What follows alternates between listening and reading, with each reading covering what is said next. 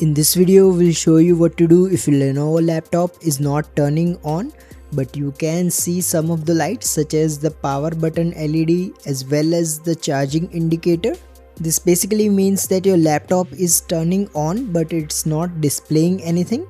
So to fix this, what you first need to do is try pressing Windows plus Control plus Shift plus B together.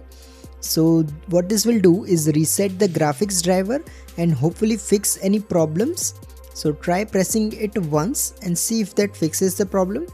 However, if your laptop still doesn't respond, what you need to do is simply unplug everything including the charger and all the other USB accessories. Now turn your laptop upside down and look for a tiny hole like this.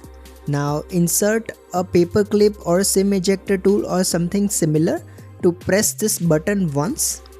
So what this will do is hard reset your laptop, but if your laptop doesn't have this button, what you can do is press and hold the power button until your laptop turns off completely. Once it is off, press and hold the power button for 15 to 20 seconds. This will drain any additional power from the laptop.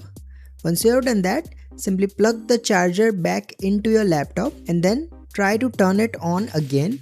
Once you do this, your laptop should turn on and work as expected. If you find this video useful, please don't forget to like and